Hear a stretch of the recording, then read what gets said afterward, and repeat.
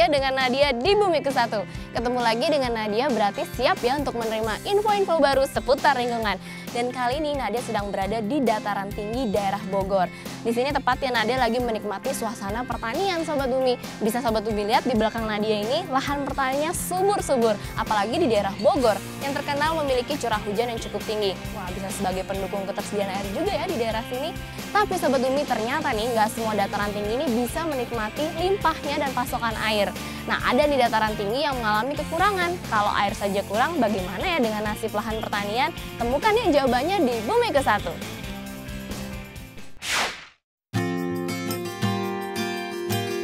Sobat Bumi, air menjadi sumber kehidupan bagi semua makhluk hidup. Setiap hari menggunakan air, itu tandanya air tidak bisa dilepaskan dalam kehidupan kita. Banyak aktivitas yang membutuhkan air. Tidak hanya untuk aktivitas sehari-hari, pertanian pun sangat tergantung dengan sumber air. Bicara seputar pertanian, pada umumnya areal pertanian di Indonesia mendominasi pada daerah pegunungan dan dataran tinggi. Hal ini tentunya tidak lepas dari sumber air yang berlimpah dan kondisi tanah yang subur. Namun ternyata tidak semua dataran tinggi bisa menikmati berlimpahnya air.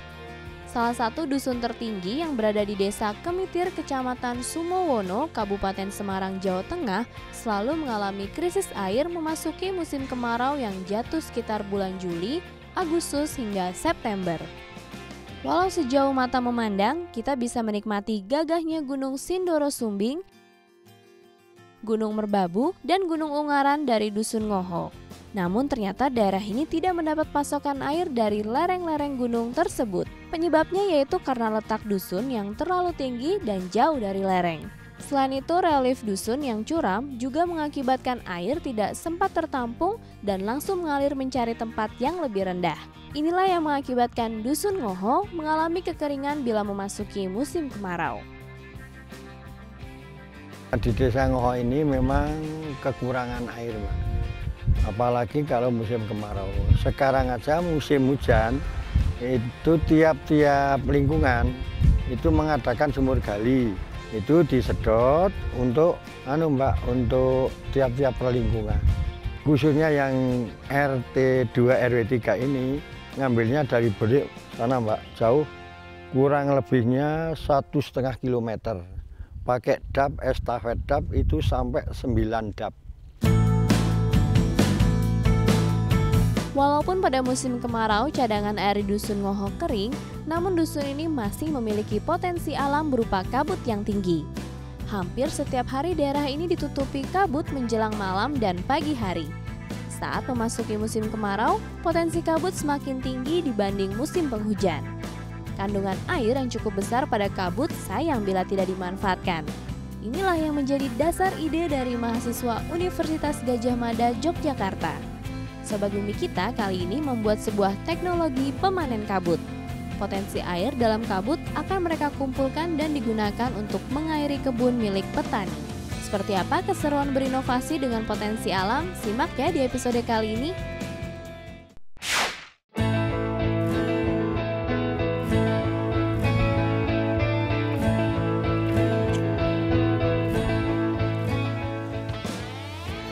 Sobat Bumi, solusi untuk mengatasi permasalahan krisis air sampai sejauh ini yaitu dengan mengandalkan air hujan. Tapi rasanya dengan keadaan curah hujan yang seperti sekarang yang tidak menentu, kita perlu ya memiliki solusi alternatif untuk mengatasi permasalahan krisis air ini, apalagi di dataran tinggi. Unik kan Sobat Bumi ketika kabut ini yang hanya biasanya sebagai penghalang pandang kita bisa dijadikan solusi untuk mengatasi permasalahan krisis air, khususnya di daerah dataran tinggi. Nah, jadi pengen tahu lebih dalam nih Sobat Bumi seputar kabut dan teknologi dari Sobat Bumi kita. Langsung aja yuk kita saksikan segmen chat yang satu ini.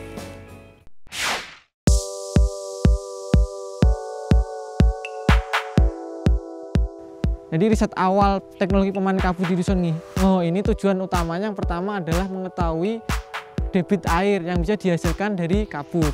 Dan yang kedua adalah di mana lokasi yang paling strategis seperti itu untuk menghasilkan air yang signifikan seperti itu. Jadi kita kemarin ada variabel arah, ada variabel ketinggian, ada variabel jala paranetnya itu untuk menangkap kabut dan sebagainya. Jadi kita coba cari teknologi yang sederhana untuk menangkap kabut. Dan sebenarnya teknologi ini sudah banyak diterapkan di luar negeri seperti Nepal, Afrika, kemudian juga Amerika Selatan. Nah, kenapa nggak bisa dimanfaatkan di dusun ini? Toh ada kabut yang potensial dan semoga bisa memberikan manfaat dan mengatasi krisis air yang terjadi di dusun ini.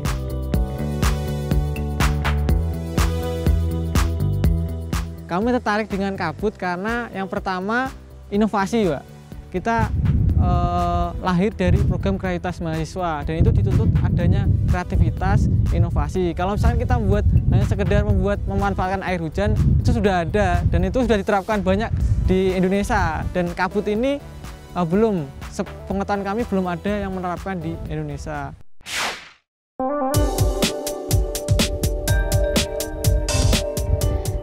Dataran tinggi memang identik ya dengan potensi kabut yang tinggi. Bisa Sobat Bumi lihat nih, di belakang Nadia kabut-kabut tuh di sana sudah mulai terkumpul. Dan biasanya kalau sore hari nih kabut dari atasannya itu akan turun ke daerah sini. Sebenarnya simpel sih Sobat Bumi cara untuk memanen kabut. Hanya menggunakan alat yang sederhana aja seperti bambu, jaring paranet, pipa dan bak penampungan. Tinggal tunggu semalam saja air sudah terkumpul di bak penampungan tersebut. Nah, air-air di bak penampungan tersebutlah yang digunakan oleh masyarakat Dusun Ngoho untuk mengairi lahan pertanian mereka pada musim kekeringan. Sebenarnya nggak seru sih Sobat Bumi kalau Nadia jelasin di obrolan aja. Langsung aja kita saksikan di segmen Kulak-Kulik yang satu ini.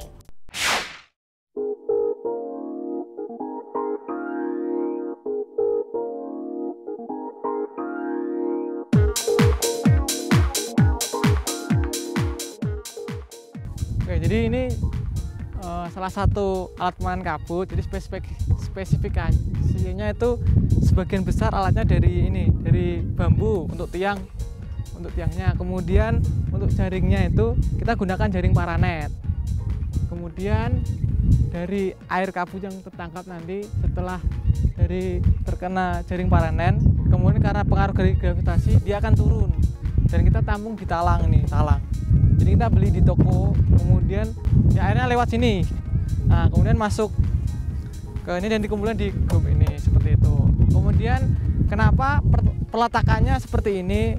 Jadi kita sebenarnya kita sesuaikan dengan arah angin dominan. Karena untuk menentukan arah angin dominan itu harus butuh alat tertentu, yaitu automatic weather meter. Nah, itu kita belum punya alatnya. Jadi kita siasati dengan buat L seperti itu. Kenapa? Karena dengan arah angin ke semua arah angin akan dapat ditangkap dengan alat yang bentuknya L seperti itu. Jadi kalau misalkan ada arah angin dari sana, nah, kemudian mengenai ini, maka kita dapat ditangkap dengan alat yang arahnya seperti ini. Kemudian kalau misalkan arahnya dari sana, kita bisa tangkap dengan pemanen kabut yang sini. Kemudian sebaliknya, kalau misalkan dari belakang sini, kemudian masuk, tangkap juga. Begitu juga dengan arah yang seperti ini. Jadi ke semua arah, baik utara, timur, barat, maupun selatan bisa ditangkap. Dan hasilnya akan lebih optimal seperti itu.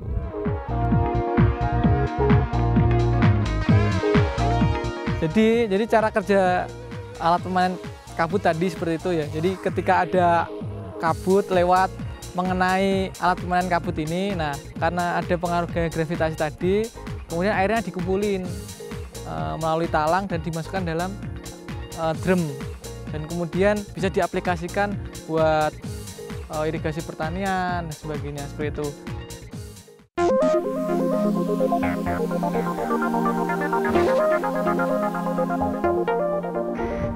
Alat ini harus kita lakukan perawatan minimal 1 kali dalam 1 minggu, karena bahan-bahan yang digunakan merupakan bahan-bahan yang mudah rusak bila tidak dilakukan perawatan secara berkala. Misalkan saja bambu ataupun jaring-jaring ini. Yang harus kita perhatikan tiap minggunya adalah sisi-sisi dari jaring ini sendiri, di mana ujung-ujungnya harus kita pastikan agar tidak lepas, karena jaring ini menahan hembusan angin yang cukup besar. Bila tidak kita pastikan tiap minggunya, biasanya pada ujung-ujung dari alat ini akan terjadi geser ataupun lepas dari jepitannya. Setelah itu adalah penampungan airnya. Kita harus memastikan bahwa talang penampung air ini harus pada kondisi yang benar, sehingga apabila terdapat air yang akan menetes dari jaring menuju ke talangnya bisa tepat diterima oleh talang, sehingga posisi dari talang ini harus kita pastikan tiap minggunya. Setelah itu adalah untuk mengatasi kebocoran-kebocoran yang lain, kita juga harus mengecek pipa ataupun selang yang ada di ujung-ujung sini. Yang rawan terhadap kebocoran biasanya adalah pada sambungan dan juga sambungan atas dan juga sambungan keran yang ada di bawah. Lokasi-lokasi yang sering terjadi kebocoran biasanya adalah pada sambungan pipa-pipa dari reservoir menuju ke selang-selang untuk menyalurkan air-air ke tanaman. Pada ujung pertemuan antara pipa dan juga selang dari reservoir. Selain itu, kita sering menjumpai kebocoran di selang-selang kecil ini yang menuju tanaman. Oleh karenanya, kita harus sering-sering mengecek agar selang ini terletak pada posisi yang benar. Kita harus memastikan bahwa ujung-ujung ini tidak rapat ataupun tidak terlalu lubang terlalu besar, sehingga air yang kita keluarkan menjadi debitnya menjadi cukup tinggi. Dan apabila itu terlalu rapat, maka airnya tidak akan mengalir ke tanaman-tanaman ini. Alat ini tidak mengganggu biota-biota maupun ekosistem yang ada di lingkungan ini. Misalkan saja burung ataupun hal lain, karena alat ini hanya membentang pada ketinggian tertentu di mana burung-burung tidak berterbangan pada level ketinggian sekian. Selain itu, konsep dari alat ini kita hanya menangkap air yang terbawa oleh kabut dan ditiup oleh angin, sehingga apabila kabut itu sudah tertangkap, maka angin yang membawa kabut itu juga tidak akan berubah arahnya dan juga tidak mengganggu pergerakan dari angin tersebut.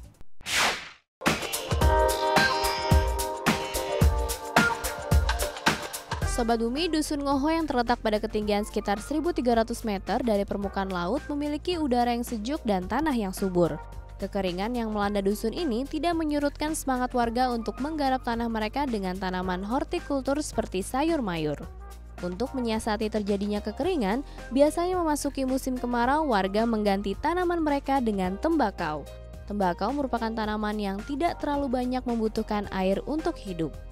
Bila dilihat berdasarkan reliefnya, sebelah barat Dusun Ngoho memiliki daerah yang curam. Namun pada daerah sebelah timur masih terdapat cekungan yang bisa menampung air pada musim penghujan. Dari daerah cekungan inilah warga membuat sumur-sumur gali sebagai pusat sumber air yang kemudian dialirkan dengan menggunakan pompa ke setiap rumah warga. Namun tetap saja Sobat Bumi, di pertengahan musim kemarau sumur gali terbesar di dusun ini juga sering kering. Bila sudah terjadi seperti ini, biasanya warga mengambil air dengan menggunakan jirigen dari mata air salaran yang jaraknya kurang lebih 2 km dari dusun. Karena sulitnya mendapatkan air pada musim kemarau, dusun ini pernah mendapatkan 25 buah PAH atau bendungan penampung air hujan dari pemerintah daerah. PAH ini menjadi alternatif sumber air menjelang musim kemarau untuk memenuhi kebutuhan sehari-hari.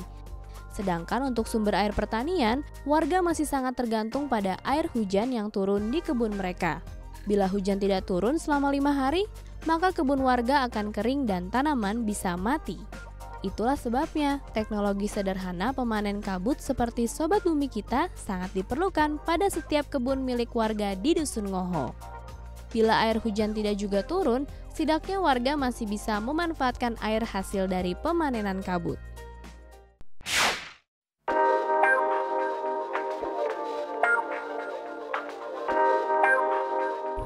Setelah dipasang alat penangkap kabut, itu sangat membantu. Tiap kemarau di sini datarannya sangat tinggi, kabut pun banyak tebal, sehingga dari alat pemanen kabut itu nanti bisa menghasilkan air yang cukup lumayan.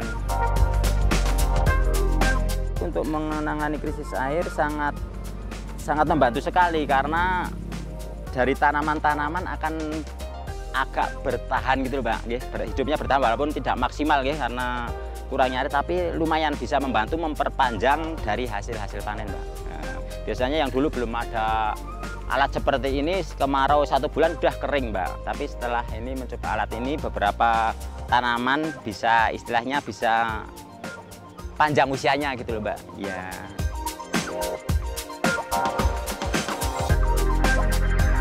Yang tahun kemarin kami baru uji coba, jadi belum skala besar. Baru uji coba hanya 1 meter persegi, tapi satu malam pas kabut sama ada angin itu bisa menghasilkan 10 liter per satu malam 10 liter gitu. Itu dalam jaring 1 meter persegi. Sehingga ini kami bareng-bareng membuat 8 meter panjangnya, Mbak. Harapan kami nanti biar dapatnya air lebih banyak lagi. Alat yang dibuat yang sekarang ini sudah agak modern karena sudah dialirkan ke langsung sistem tetes ke lubang-lubang tanaman gitu, Mbak. Kami sudah mengajak beberapa masyarakat untuk melihat alat tersebut, tapi masyarakat sangat kepingin, sudah banyak bertanya karena alatnya sangat sederhana, pembuatannya pun pakai bambu yang di desa sini ada gitu. Terus plastiknya kalau memang nggak ada plastik, nggak ada uang, kita bisa pakai duk yang dari pohon aren itu kita anyam, itu malah tangkapannya air kabut sangat banyak, Mbak. Jadi memanfaatkan bahan-bahan yang ada di desa dan nanti manfaatnya juga untuk warga desa. Sobat Bumi, senang ya rasanya tinggal di suatu daerah yang memiliki curah hujan yang cukup tinggi. Nah, dengan begitu bisa mendukung potensi pertanian di negara itu sendiri. Lalu bagaimana ya keadaannya dengan suatu negara yang dijuluki dengan negara kering karena sering dilanda krisis air, yaitu negara Israel? Tapi tenang Sobat Bumi, di balik masalah tersebut nggak menyurutkan semangat dari para peneliti di negara Israel untuk menemukan inovasi ramah lingkungan dalam mengatasi permasalahan krisis air tersebut. Mau tahu nggak Sobat Bumi inovasi ramah lingkungan dari negara Israel seperti apa? Langsung aja saksikan di Berita Lingkungan.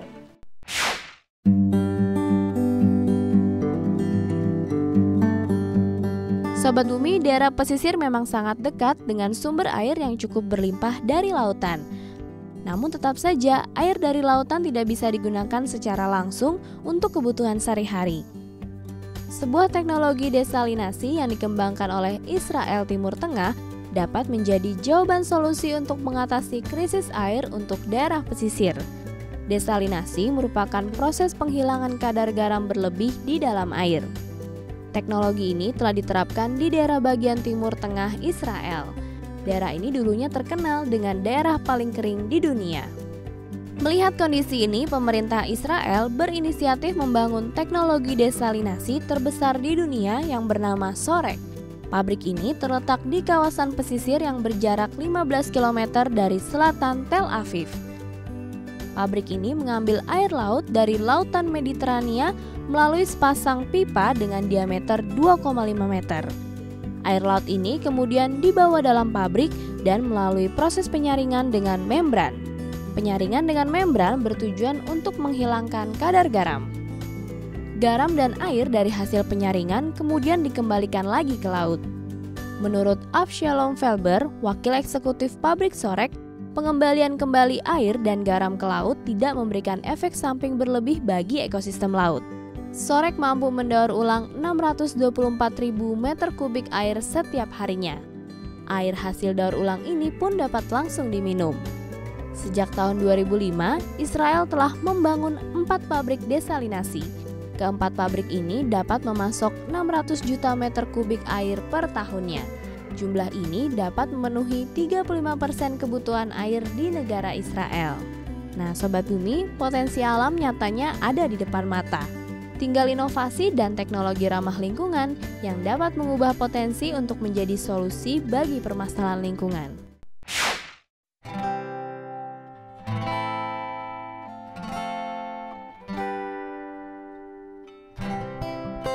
Untuk saat ini, pertanian yang membutuhkan air yang sedikit bisa kita atasi dengan menggunakan alat pemanen kabut ini.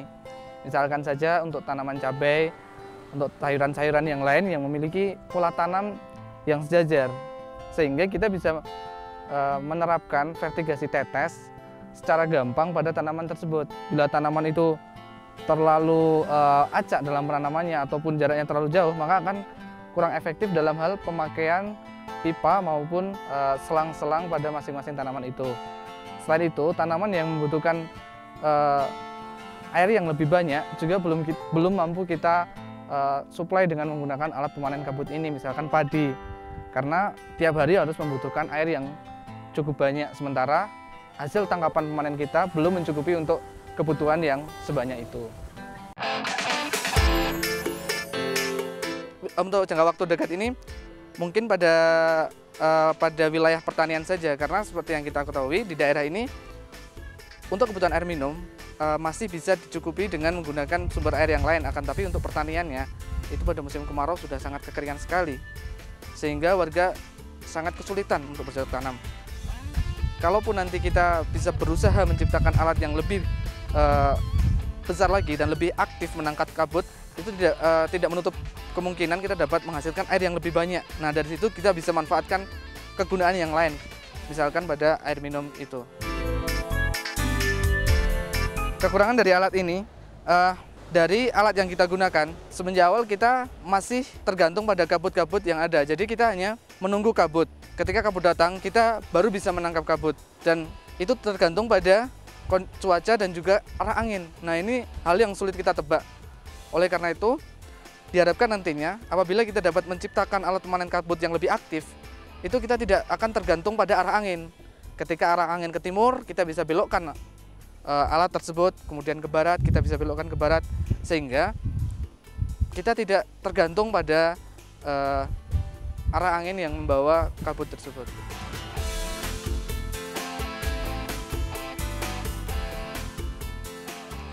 Harapan terdekat kita dapat mensosialisasikan alat ini kepada masyarakat. Kita dapat memberitahukan kepada masyarakat bahwa terdapat teknologi baru yang bisa kita manfaatkan untuk mengatasi kekeringan. Setelah itu, kita dapat menarik perhatian pemerintah juga. Bukan hanya masyarakat, tapi pemerintah, dengan bagaimana sih caranya kita kembangkan bareng-bareng alat ini, sehingga kedepannya bisa bermanfaat untuk mengatasi kekeringan, bukan hanya di Dusun Ngoho ini, akan tetapi juga di seluruh Indonesia. Kita berharap kita bisa kembangkan alat ini menjadi alat yang lebih efektif, yang dapat menangkap kabut lebih banyak lagi, dan juga bisa kita manfaatkan, bukan hanya sebagai irigasi tetes tanaman, tapi juga untuk memenuhi kebutuhan air minum maupun kebutuhan air baku warga masyarakat di seluruh Indonesia.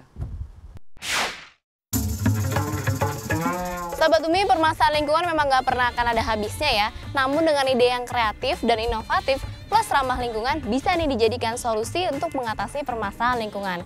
Nah, krisis air kan memang sudah menjadi permasalahan lingkungan ya Sobat Bumi, dan sudah mulai tersebar di beberapa daerah di Indonesia. Dengan adanya alat pemanen kabut ini, diharapkan menjadi salah satu alternatif untuk mengatasi permasalahan lingkungan tersebut. Nah, Sobat Bumi kan sudah lihat, boleh dong nih Sobat Bumi di beberapa daerah yang mungkin berada di dataran tinggi dan mengalami krisis air seperti ini, bisa nih mulai mengaplikasikan alat pemanen kabut ini. Nah, buat Sobat Bumi semua yang di rumah yang mungkin belum follow Twitter Bumiku 1, langsung aja yuk follow di @bumiku1.tv. Dan jangan lupa juga ya untuk nonton terus episode-episode lainnya yang gak kalah seru setiap minggu jam 5 sore. Kalau gitu deh pamit dulu, sampai ketemu minggu depan. Bumiku 1, lestarikan selalu. Dadah!